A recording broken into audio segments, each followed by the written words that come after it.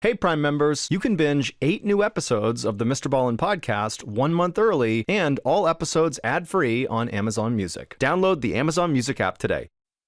The man's cousin had been gunned down just 2 days earlier in a horrible double homicide that shocked the little town of Mountain City, Tennessee. And now, on February 2nd, 2012, the detectives wanted this man's help. But the man just slouched down in his chair, muttering one-word answers and never even taking off his sunglasses. So eventually, the detectives just stopped asking questions and just stared at the man, waiting for him to talk when he was ready. And at some point, the man did talk, but he said something that didn't make any sense. He sat up suddenly and looked all around the room like somebody was watching him, and then he looked at the two detectives, and he said very quietly, "Is the CIA here?"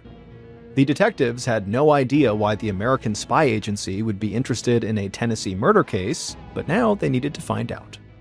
But before we get into that story, if you're a fan of the strange, dark, and mysterious delivered in story format, then you've come to the right podcast because that's all we do, and we upload twice a week, once on Monday and once on Thursday. So if that's of interest to you, please offer to take the Amazon Music follow button out to the movies, and then while you're there, be sure to sprinkle an entire handful of sand onto their popcorn, but tell them it's salt. Okay, let's get into today's story. I'm Dan Taberski. In 2011, something strange began to happen at a high school in upstate New York. A mystery illness, bizarre symptoms, and spreading fast. What's the answer? And what do you do if they tell you it's all in your head? Hysterical, a new podcast from Wondery and Pineapple Street Studios. Binge all episodes of Hysterical early and ad-free on Wondery Plus.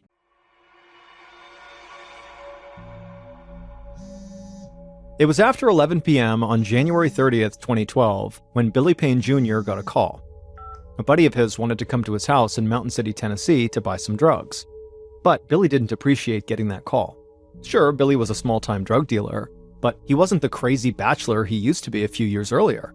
He was 36, and he had a family now, including a 6-month-old son who had finally fallen asleep. And so the last thing Billy needed was a late-night visitor to wake the baby up again. So, at 11:30, he texted his friend saying they couldn't meet up. He explained he had to be up early in the morning for his job at the thread factory, and so he needed some rest. His friend would just have to get his pills somewhere else.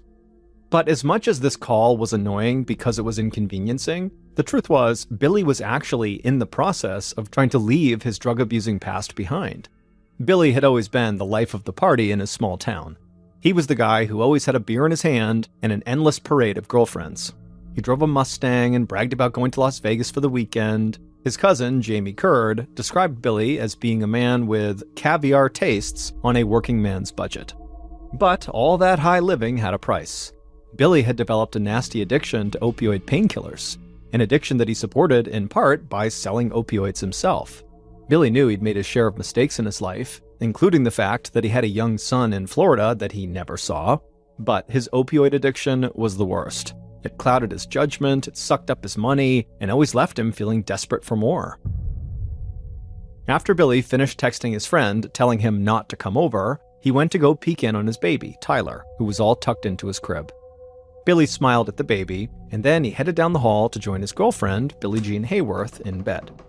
Billie Jean was 13 years younger than Billy, and she was slender and pretty, with short brown hair. She was also an outdoorsy Tennessee girl who loved nothing better than fishing, hiking, and camping. Billy had had his eye on Billie Jean from the moment she had come to work on the cleaning crew at the thread factory 3 years earlier. And soon after they had met, the two started spending all their time together. By 2010, Billy had invited Billie Jean to move into the small one-bathroom house that he shared with his father. By 2011, Billie Jean was pregnant with Billy's child. That same year, Billy had begun going religiously to an opioid treatment center and taking a prescription drug to control his cravings.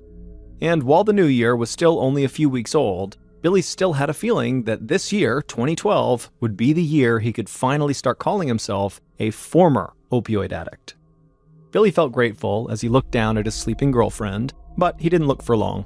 He was really tired, and as soon as he laid down and his head hit the pillow, he fell asleep.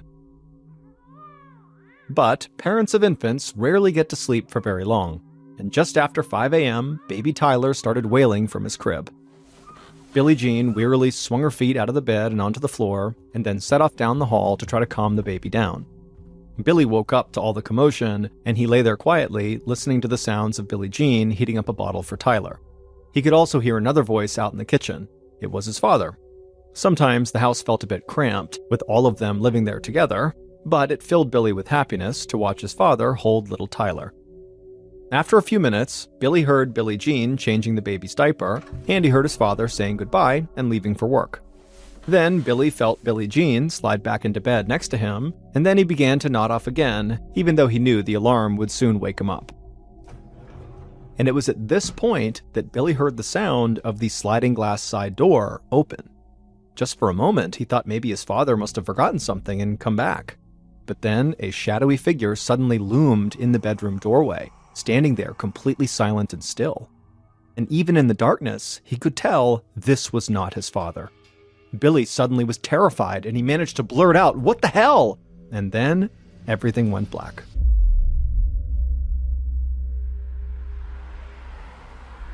Less than an hour later, at 6:25 a.m., a friend of Billy's pulled into Billy's driveway, just like he always did on weekdays. He worked at the thread factory with Billy, and they usually carpooled. From outside, the friend could see that Billy and Billie Jean's bedroom light was on, but the friend didn't want to burst in, so he sent Billy a text, asking if he was going to work today. When Billy didn't respond, his friend went around the side of the house and then went into the house through the sliding glass door that Billy and Billie Jean always left unlocked. He called out for Billy but got no answer, so he used the family's landline phone in the living room to call Billy's cell phone twice. But each time, no one picked up. But just then, the friend wondered if maybe the reason Billy and Billie Jean were not responding to him was because they were sharing a private, intimate moment in their bedroom, and basically the friend had walked in on them. And so out of respect, the friend just stopped what he was doing, left the house, and figured, Billy would be in touch at some point. Almost 4 hours later, another family friend, whose name was Roy Stevens, came to Billy and Billie Jean's house to pick up some mail that Billy and Billie Jean were holding for him. And just like the friend from earlier, Roy also ended up going into their house through the unlocked glass sliding door and began calling out for Billie Jean and Billy. And when no one responded, Roy walked down the hall to the couple's bedroom and went inside. And what he saw gave him the shock of his life. Billy was lying on his back on the bed, not moving and covered in blood. Roy ran to Billy and shook his arm, but it was useless. Billy was totally lifeless. Roy began screaming, "No, no, no," over and over and over again. Then he rushed outside and yelled for his wife, who was waiting in the car, to call 911. Then Roy went back inside, and he would make an even more shocking discovery. He heard a murmur coming from the baby's bedroom, and when he went into that bedroom, he saw Billie Jean lying on the floor in a pool of blood. And there in her arms was her baby, breathing but asleep. The baby's forehead was smeared with their mother's blood.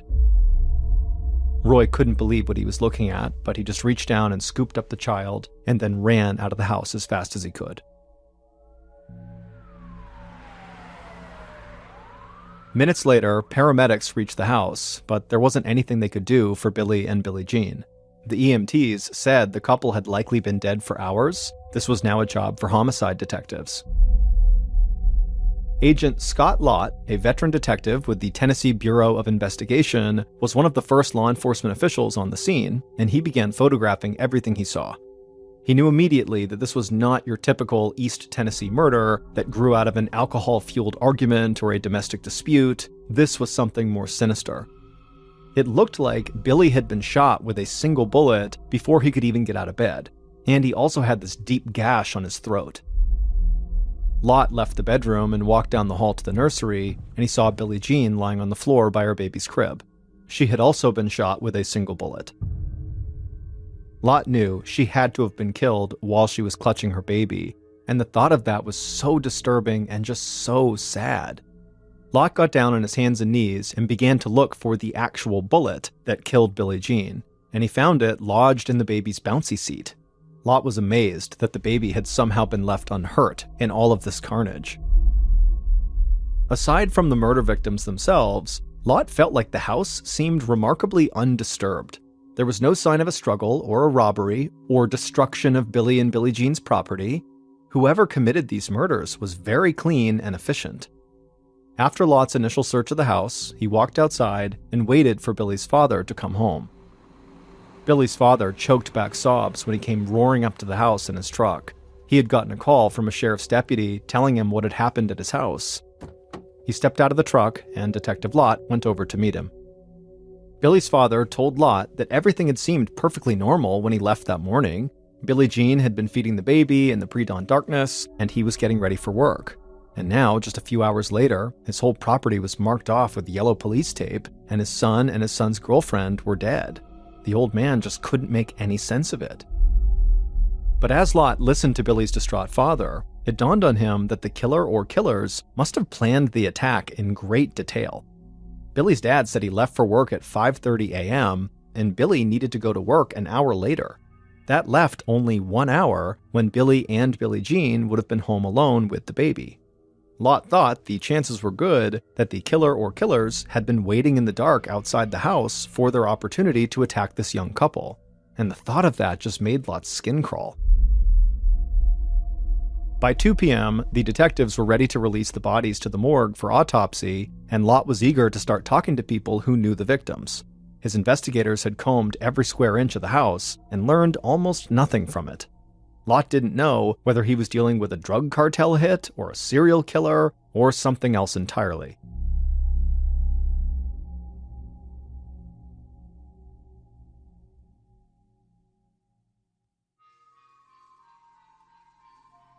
That afternoon, Lott and his partner, Chief Deputy Joe Woodard, asked one of Billie Jean's closest friends, Lindsay Thomas, to come down to the Mountain City Sheriff's Station. They hoped she might be able to provide some information about Billie Jean that could help the investigation. Lindsay had clearly been crying, but she came to the station ready to help find the killer or killers, even if that meant telling some of her friends' secrets. Lindsay said she suspected that the murders had something to do with drugs. She had visited Billie Jean at home the day before the killings, and Billie Jean had told her that she was selling opioid pills to help pay for Tyler's baby supplies. And Lindsay knew that Billie Jean's boyfriend, Billy, also sold opioid pills. And so Lindsay told Lott that between the two of them, they could have been in touch with some very dangerous people who would not hesitate to hurt or even kill them if something went wrong. This was news to Lott. Billy and Billie Jean did not have criminal records, and they were not under investigation by the narcotics squad either. But maybe the couple was just good at avoiding unwanted attention. The crime scene was certainly consistent with a ruthless drug gang hit, cold, efficient, and cruel, and Lott did find white crystals on the floor in Tyler's room that looked a lot like methamphetamines. And so Lott made a mental note to be sure to check back in with his narcotics squad. Then, Lott asked about something Billy's dad had told him. When Billy's dad was sobbing in front of the house, he had made a comment about how there was some bad blood between his son and his son's girlfriend and this other family in town, the Potters. Now, Billy's father was too upset to explain this clearly, but from what Lott gathered, it sounded like there was some sort of internet feud between primarily Billie Jean and Janelle Potter, who was 30 years old and lived with her parents. Lindsay told detectives that she knew all about this feud. She said she'd even gotten caught up in it. But she thought the whole thing was just stupid. It was more like a middle school food fight than a reason to actually kill someone, and so Billy and Billie Jean were not afraid of the Potter family. I mean, they never even locked all their doors. Still, Lott asked Lindsay to slow down and walk the detectives through the entire feud. Lindsay said the dispute had begun more than a year earlier when people that she had never heard of began slamming her and Billie Jean on a website called Topics. It was a site where people commented on local issues, sometimes anonymously. One person had accused Lindsay of threatening to hurt Janelle, and he said that Janelle's defenders might hurt Lindsay too. And so he warned Lindsay to, quote, watch her back. For months, Topics users alleged that Lindsay and Billie Jean were out to get Janelle, and that they might even physically assault her. Lindsay told the detectives that she and Billie Jean had tried to ignore the taunts because the whole idea was absurd. The two women barely knew Janelle and really had no reason to want to hurt her. Lindsay said that she and Billie Jean ultimately became convinced that Janelle Potter herself was orchestrating the social media posts against them as a way to make herself look like a victim and maybe get some sympathy. Lindsay explained that Janelle was a very immature person who had never had a job, never had a driver's license, or really a real boyfriend, so she had plenty of time to stir up some trouble. Lindsay said that she and Billie Jean eventually filed harassment charges against Janelle, but a judge threw out their complaints for lack of evidence. After that, Billy got involved, and he called Janelle's mother in hopes of ending the dispute. But the mother stood by her daughter, and before long, the phone call had turned into a shouting match, with Janelle crying in the background. Lott looked over at his partner Woodard, and he nodded. They both knew this was a strange lead, but it was the best thing they had so far, so they had to go talk to the Potters next. The next morning, so February 1st, the two detectives drove out to the Potters' home, located a few miles from where Billy and Billie Jean had lived and died. Janelle's father, Buddy, opened the front door even before Lott and Woodard could ring the doorbell. He would tell them that he'd actually been expecting them because everybody in town always pointed fingers at his family. Lott could see that Buddy was a very proud United States Marine. He wore a Marine Corps hat, and his living room table was covered with military honors, including decorations from combat in Vietnam. Buddy said that he and his wife had moved here from Pennsylvania a few years back after a severe fall ended Buddy's military career, and now they were just enjoying retirement. But Buddy acknowledged that their daughter, Janelle, really struggled sometimes. He explained that she had a hearing problem when she was young that made it really difficult for her to carry on normal conversations, and at 6 feet tall, she felt really awkward and struggled to talk to boys. So as the years went by, she spent more and more of her time alone at home. Buddy said that his daughter was so vulnerable that he and his wife often had to be very protective. Anybody who wanted to do something socially with Janelle had to meet Buddy and her mother, Barbara, first. And Buddy said they worried constantly that Janelle was being bullied. That's when Barbara chimed in. She said the feud between their family and Billie Jean and her friends was a perfect example of the way Janelle was bullied. Barbara said that, Billie Jean and Lindsay would pick on Janelle so regularly that she and Buddy sometimes worried that their daughter might end up hurting herself. Janelle sat quietly as her parents talked about her to the detectives. But eventually, Janelle would speak up, and she would say that she didn't understand why Billie Jean and Lindsay were targeting her. She said she never posted insults about Billie Jean or anybody else online, but some of the people who came to Janelle's defense online fiercely criticized Billie Jean and Lindsay. Janelle said she believed that Billie Jean and Billy and Lindsay were trying to make her feel completely alone. She said that Billy had also attacked her closest supporters, falsely accusing her friend, Jamie Curd, of selling drugs. Lott's eyes widened at the mention of Jamie Curd. He'd heard that name when interviewing people who were close to Billy. And so he stopped Janelle and he asked, "Isn't that Billy's cousin?" And Janelle nodded and said, "Yes." Lott acted surprised. Lott told Janelle he understood that Jamie and Billy were not only relatives, but also close friends. So why would Billy attack Jamie? Janelle explained that Jamie actually was no longer friends with his cousin Billy anymore because he had learned how badly Billy and Billie Jean and Lindsay were mistreating Janelle. The two detectives wrapped up the interview and thanked the Potters for their time. Then they got up and walked outside and made their way over to their car, all the while puzzling over the strange story they'd just heard. Also, Janelle's way of talking just seemed very immature to them, and not just because of her high-pitched, childlike voice, but also because she portrayed everything in terms of petty rivalries that really did seem like something from middle school. But the online harassment that Janelle and her parents described sounded very serious to Lott. And if Janelle really did look at the world like a middle school kid, she would be an easy target. So Lott could see why the Potter family was on edge at the mention of Billy and Billie Jean. Lott and Woodard agreed they needed to speak with Billy's cousin, Jamie, as soon as possible. Clearly, he had a ringside seat for the family feud, and so maybe he could give the detectives some sense of how deep the anger ran on both sides. Later that day, narcotics officers listened politely as Agent Lott described the evidence that Billy and Billie Jean were selling drugs out of their home, potentially putting their lives at risk. But the narcotics officers were not impressed. They said at most, Billy and Billie Jean were small-time dealers who were selling just to their inner circle. The narcotics officers went on to say that typically they investigated people who sold hundreds of times more product than Billy and Billie Jean. If anyone was going to get killed over a drug deal gone bad, it would likely be major dealers, not just some random young couple with a little bag of pills.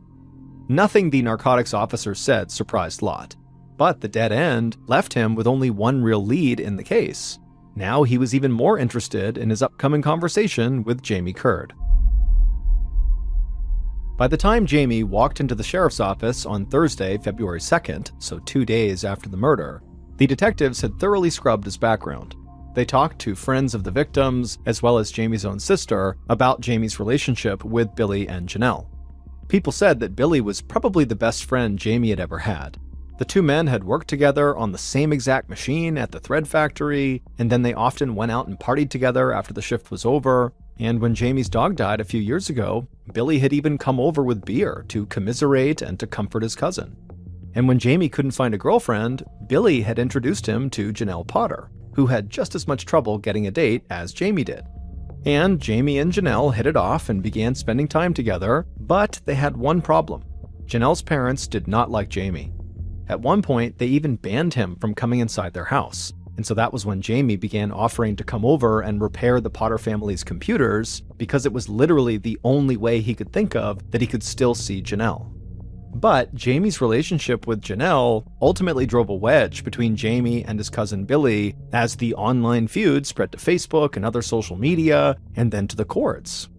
In the end, Jamie had to choose between his girl and his best friend, and he picked his girl, and the two men stopped speaking to each other. Now, the detectives wondered how far Jamie would go to defend Janelle.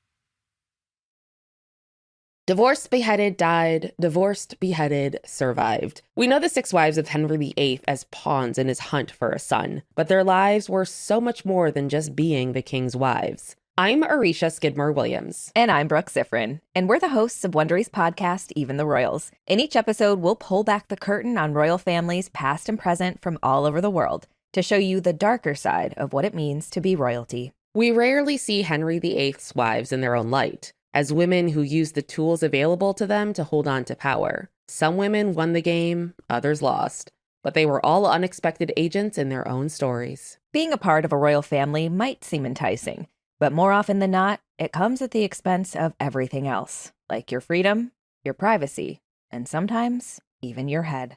Follow Even the Royals on the Wondery app or wherever you get your podcasts. Go deeper and get more to the story with Wondery's top history podcasts, including American Scandal, Legacy, and Black History for Real. Hey all you fans of the strange, dark, and mysterious, it's me, MrBallen, and today I have some big news. It's something I'm holding in my hands right now, and so obviously you can't see it, but this is something you're really gonna want to see. It's the first ever official MrBallen publication. It's a graphic novel, and it's called MrBallen Presents Strange, Dark, and Mysterious, The Graphic Stories. It's an anthology of both classic and brand new terrifying stories that we've never covered on any of my other platforms, because we created them specifically for this first book. Each of these stories in the book are feature-length MrBallen stories that really needed to be told visually.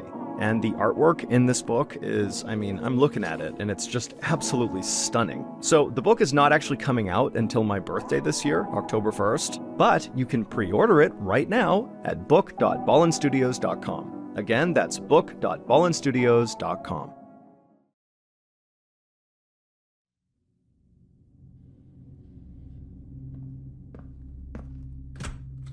From the moment Jamie entered the police interview room, with a baseball hat pulled down low over his sleepy eyes, Lott had the sense of a man who was a follower, not a leader.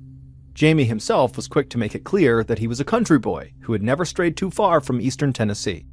He said he didn't really use computers much himself, even though he was enough of a handyman to repair them, but he knew that Billy and Billie Jean were posting threats against Janelle on Facebook and other websites. And Jamie just couldn't understand why Billy would do that, or why Billy denied that it was true. Jamie said he saw firsthand the damage that Billy and Billie Jean's threats were doing to Janelle. Jamie said he had seen Janelle suffer these paralyzing panic attacks over some of the things that Billy and Billie Jean were saying about her. And Jamie said at some point he just couldn't take it. He just could not bear to watch his girl get hurt. Detective Lott said he could only imagine how hard it would be to watch your girlfriend be bullied. Jamie tried to interrupt, claiming that Janelle was not his girlfriend, but Lot ignored him. He said it must have been hard for Jamie to keep from hurting the people who were hurting Janelle. Then Lot leaned forward and looked right at Jamie, and he asked him a very surprising and blunt question. Would you shoot a woman with a baby in her arms? Startled, Jamie just sat there for a moment before he answered with one word, no. And Jamie instantly offered to take a lie detector test to prove he really had nothing to do with these murders. And after that, he went silent. And so the detectives just sat there in silence and stared at Jamie, hoping he would eventually chime in with useful information. And for a while, all Jamie did was just sit slouched in his chair, but then suddenly Jamie sat up and he began wildly looking all around the interview room as though he was looking for someone who was watching them. Then he looked right at the detectives, and his eyes were wide and his voice got really quiet, and he asked them, "Is the CIA here?" Lot and his partner were dumbfounded, but also intrigued. Why would the Central Intelligence Agency, the country's international spy agency, have anything to do with a double murder in rural Tennessee? Jamie glanced from detective to detective, hoping for an answer to his question, but the two detectives didn't say anything, mostly because this was a totally outrageous question that didn't seem legitimate. But what was absolutely clear in this moment was the two detectives knew they had to figure out what in the world Jamie was talking about. On the other side of town, Janelle's mother, Barbara, had no idea that Jamie was talking to the police at that very moment. But she would have known exactly why Jamie was asking about the CIA. And she, for one, was grateful that one particular spy did keep an eye on Mountain City, Tennessee. For more than a year, Barbara had been emailing back and forth with a CIA agent named Chris, and they had grown very close, like mother and son. In fact, she even sometimes addressed him as son. Chris, the CIA agent, had gone to high school with Janelle more than a decade earlier. And even though his career had taken him around the world since those days, he still kept a protective eye on his high school classmate, and he would let Barbara know whenever he learned of any threats to Janelle's safety. Months before the murders, in April of 2011, Chris had emailed Barbara to let her know that Billie Jean and two other women had been prowling around their property at night. Chris said he suspected the women were up to no good, but he was in no position to do anything. He had just broken his arm, and he was in a cast. However, Chris said he had tapped the phone line in Billie and Billie Jean's house, so he would be able to keep track of their conversations. That way, they would know if Billie and Billie Jean were planning anything else. Barbara couldn't thank Chris enough for the warning. He was like a guardian angel. "We love you, son," she wrote back to him. And in the email, she also reassured Chris that her husband, Buddy, was in, quote, Vietnam jungle recon mode, end quote, and he would be ready if any intruders tried to enter their home. Billie's cousin Jamie had also struck up a relationship with Chris, the CIA agent. And Jamie often poured his heart out to the spy about how much he loved Janelle. Chris had assured Jamie that he had a great girl, but he warned Jamie that Billie and Billie Jean and their friends, they really wanted to make Janelle's life hell, and that would definitely affect Jamie's life. So when Jamie returned to the police station to take his lie detector test that he requested on February 6, 2012, so almost a week after the murders, he hoped that Chris, the CIA agent, might be looking out for him. But things didn't go so well for Jamie. The lie detector analyst concluded that Jamie was being deceptive when he claimed he didn't know anything about the murders of Billie and Billie Jean. And so this meant it was very likely that Jamie was hiding something.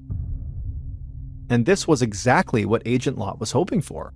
Now he'd be able to really up the pressure on Jamie and basically force him to either spill his guts or risk facing first-degree murder charges. And so Agent Lot walked into the interview room where Jamie was once again waiting, and Lot felt ready to break this man down. For the next 2 hours, Lot, along with another detective, threw one question after another at Jamie. What was he hiding? Why was he lying? Was anyone else involved in the murders? And Jamie just sat there mumbling, I don't know, or just grumbling without even answering at all. Finally, the detectives actually started taking pity on Jamie, saying they knew he was not the mastermind. He was probably just following someone else's instructions. Lot said that maybe Jamie didn't shoot anyone, but he needed to tell them who did. But Jamie just continued to mumble and stammer his way, and so Lot was getting really frustrated. So he just left the room and typed up a written statement, a confession for Jamie to sign, that admitted he played a role in the murders. And so Lott came back in the room with the statement, and he slid the confession with a pen across the table to Jamie, and Jamie just stared at it for a long time, doing nothing. But eventually, Jamie picked up the pen and he signed his name down at the bottom.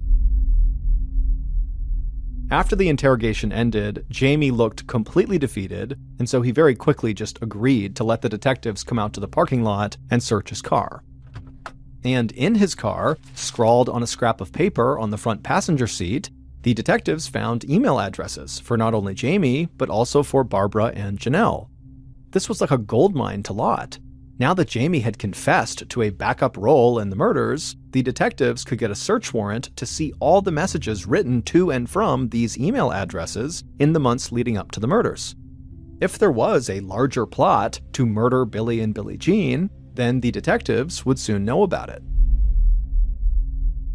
A few days later, the email company sent the detectives an electronic file containing thousands of emails sent or received by Jamie, Barbara, and Janelle over the previous year. And so suddenly, the detectives had a window into why the Potter family lived in such fear. The detectives quickly started seeing correspondence from a CIA agent named Chris Chodden, who was warning with increasing urgency that Billy, Billie Jean, and their friends were harassing and threatening Janelle. The emails were chatty and personal, sometimes weaving in stories from Chris's CIA work or references to his 3 Great Danes, but frequently coming back to his concerns that these bullies might follow through on their threats to hurt Janelle. Lott couldn't believe that a CIA agent would use his official position to get involved in a family feud in rural Tennessee.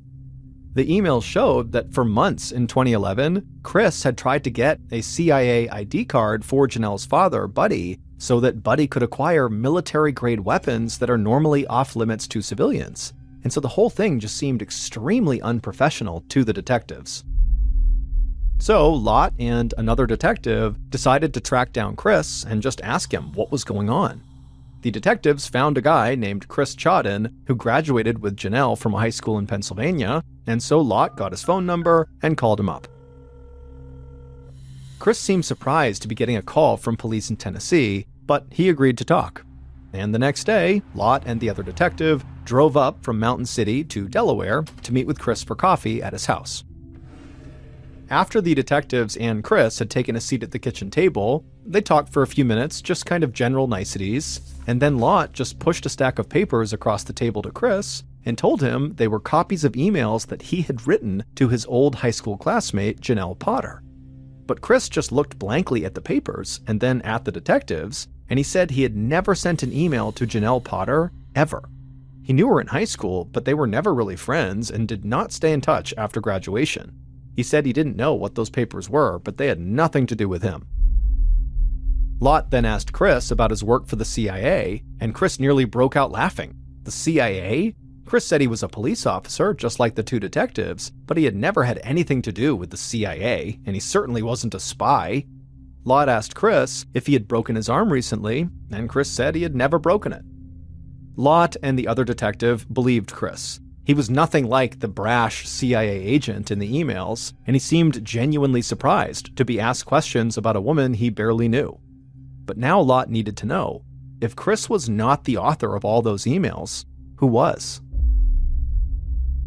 The emails that the detectives had obtained from their search warrant were enough to fill an entire banker's box when they were printed out, and they included countless emails from Chris himself. But using them to solve a crime was another question altogether.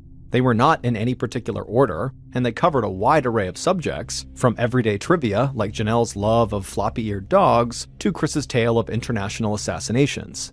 If investigators were going to figure out Chris's true identity, they needed a specialist who could really focus and not be distracted by every twist and turn of the investigation. So they turned to a veteran state prosecutor, Dennis Brooks, who agreed to read every single email until he had a better sense of who Chris really was. For days, Brooks spent his evenings immersed in the electronic world that the Potters and Jamie shared with Chris. Brooks concluded that Chris, if nothing else, wrote like he was a homicidal maniac. In notes to Buddy, Barbara, and Jamie alike, Chris would talk about the need to eliminate Billy and Billie Jean and their friends. He closed one message in particular to the Potters with the words, "Kill, kill, kill," all in capital letters. And of course, Brooks suspected that whoever this person was, this Chris person, they did not work for the CIA. Real CIA operatives, the kind who killed people as part of their job, were notoriously secretive, and Chris was anything but. He seemed to openly brag about his most important assignments.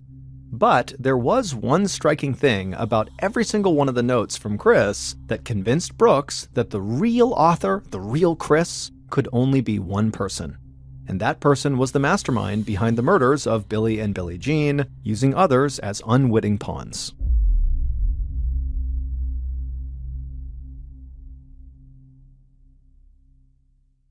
The night that Jamie Curd signed his confession, he did finally break down and talk in great detail about his role in the murders. Then, once investigators had thoroughly analyzed all the emails, they did have a clear picture of how the murders played out. And so here is a reconstruction of how police believe Billy and Billie Jean were murdered in their home on January 31st.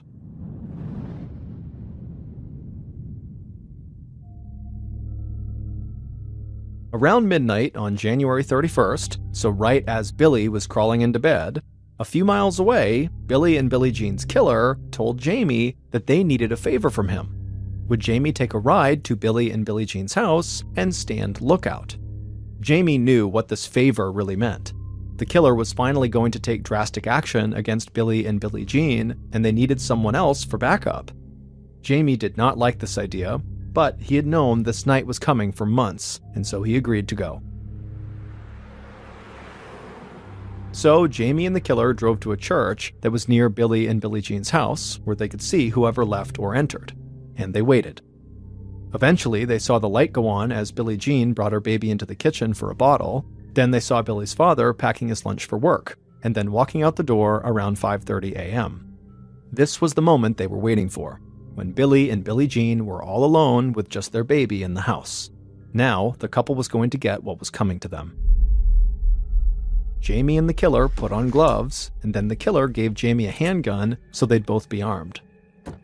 Then the killer and Jamie got out of the car, they made their way over to Billy and Billie Jean's house, and the killer slid open the unlocked glass doors on the side of the house, and then they walked inside and headed straight for Billy and Billie Jean's bedroom. Once the killer reached the bedroom, they stood in the doorway to gather their courage for a moment, and then they entered the room. And as soon as they did, Billy woke up and he yelled out, "What the hell?" But the killer was on top of Billy before he could do anything. And the killer put their gun just inches from Billy's face and fired. At this point, Billie Jean, who's right next to Billy, began to scream and she ran out of the room, but she didn't get far because Jamie was standing guard in front of the door that would lead outside. So Billie Jean couldn't escape. Instead, she ran down the hallway to her baby's room and pulled him out of the crib and held him close to her body. And then the killer just stepped into the room, rushed at Billie Jean, they raised their gun and shot her point blank in the side of the head. Billie Jean crumpled onto the floor, still clutching her baby. The killer simply turned around, walked back into the hall, and headed back to the main bedroom. And there, they walked back over to Billy, and just to make sure he was dead, the killer drew a knife and slit Billy's throat ear to ear. Then the killer walked out of the bedroom and met Jamie at the front door. Jamie gave his gun back to the killer and then ran outside to vomit. And that was it. The intruders got back in their car and sped off. They were in and out of the house in less than 3 minutes, leaving behind 2 dead bodies and a baby who would grow up without parents. But the killer was satisfied with what they had done. At least now his daughter, Janelle, would be safe. Buddy Potter, Janelle's father, killed Billy and Billie Jean. But police did not believe he was the one who actually set the murders in motion, or that he was the one pretending to be the mysterious CIA agent, Chris.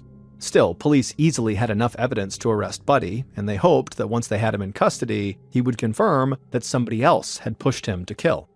But Buddy owned dozens of guns, and he often carried them no matter what he was doing, whether he was mowing the grass or out at a restaurant, he was always carrying. So when Agent Lott and Chief Deputy Woodard drove out to the Potter house early on a mid-February morning to arrest Buddy, they called ahead to let Buddy know they were just coming by with some follow-up questions.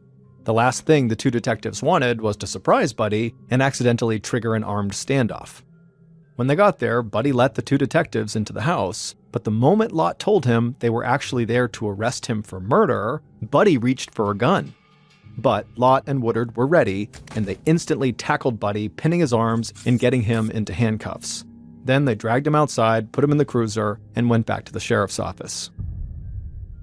On the ride, the detectives told Buddy they knew that he loved his family and he was just trying to protect them. He was no monster. After all, Buddy didn't kill the baby. The detectives reassured Buddy that they understood. The world was going to hell, and sometimes violence was the only solution, right? After all, someone else had warned Buddy his daughter was in danger. And with that, tears began to well up in Buddy's eyes in the backseat of the cruiser, and his voice cracked as he shared with the detectives all the terrible things the CIA agent Chris had told him that Billy and Billie Jean were going to do to his daughter. And it was just too much for him. He had to act. Now, while Buddy clearly missed all the red flags in the emails coming from the CIA agent Chris that clearly indicated he was not who he said he was, the state prosecutor, Dennis Brooks, who reviewed all those emails, he caught the red flags, and it was one particular red flag, a chronic error that popped up in many of the emails, that ultimately led Brooks to discover the fake CIA agent's true identity. Time and again in these emails, Chris made a spelling mistake that was far more typical for a school child than an adult CIA agent. Chris always forgot to drop the letter E from the end of verbs when he added the letters ing to them. So words like loving, taking, and caring all contained the extra E in the middle. And that was the same error that Brooks had seen over and over again when reading emails sent from another person, Janelle Potter. And so Brooks told investigators that Chris had been a figment of Janelle's imagination all along, but one that she had used to very effectively manipulate her entire family. Janelle had basically catfished her own family into believing that she was in mortal danger, and ultimately, that caused her father to go out and kill Billy and Billie Jean. A year and a half later, Buddy Potter, Janelle's father, was found guilty of killing Billy and Billie Jean and was sentenced to 2 consecutive life sentences. As for Jamie Curd, the star prosecution witness, he agreed to a plea deal that required him to serve 25 years in prison. Janelle and her mother Barbara went on trial for their roles in promoting the double murder.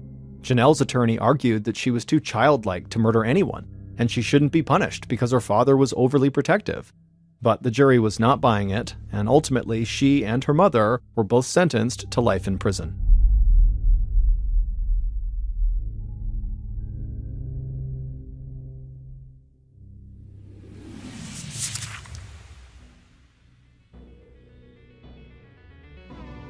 Thank you for listening to the MrBallen podcast. If you enjoyed today's stories and you're looking for more bone-chilling content, be sure to check out all of our studio's podcasts: MrBallen's Medical Mysteries, Bedtime Stories, and Runfool. Just search for Ballen Studios wherever you get your podcasts and you'll find them all. Also, there are hundreds more stories like the ones you heard today, but in video format on our YouTube channel, which is just called MrBallen. So that's going to do it. I really appreciate your support. Until next time, see ya.